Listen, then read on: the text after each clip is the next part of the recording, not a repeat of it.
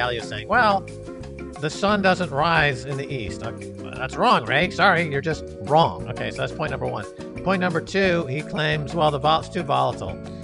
Well, that's also not really a point because Bitcoiners are happy to, it's a trade-off. I'm happy to accept some volatility from $1 to $16,000, right? I'm happy. It's like saying, Ray would saying, you know, this stock I bought at $100, it went to $1,000. I hate it because it's too volatile.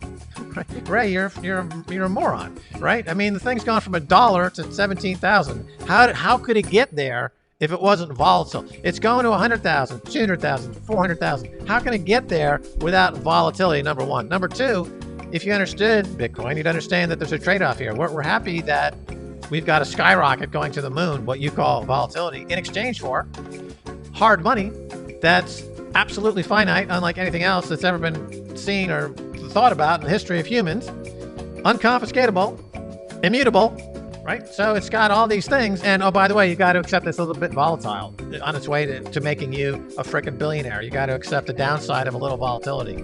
Okay, so that's stupid. Just patently stupid. I don't want to just, throw terms around glibly, but I think if you look up the definition of stupid, Ray Dalio would be the guy that you would think of. So number three is he's saying, well, what if states ban it? Well, again, Ray, there's something called game theory. It's a Nobel Prize winning concept in economics. You may want to look it up, where it's impossible to ban Bitcoin in a world of where everybody is locked in this global competition for economic supremacy. And you already got 3 or 4 countries that are graduating toward Bitcoin right now.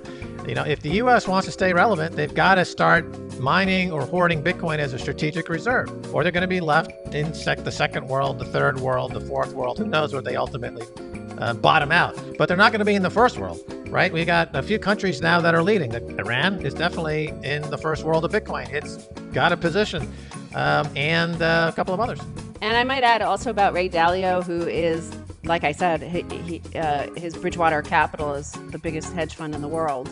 So for a hedge fund manager to say he doesn't like volatility, again, right? Yeah, exactly. It's pretty absurd, right? That's why they exist. That's how they profit, is volatility. If there were no volatility, he wouldn't have any money, right? Okay, here's an asset that is moved a 9 million%. Okay, if in fact you're a hedge fund guy and you to choose not to participate, that's clearly you're not doing your job as exposing the fund to the best performing assets in the world. So he's not doing his job, number one. Number two, the word hedge fund implies hedge, right? If it's too volatile for you, Ray, put on a freaking hedge.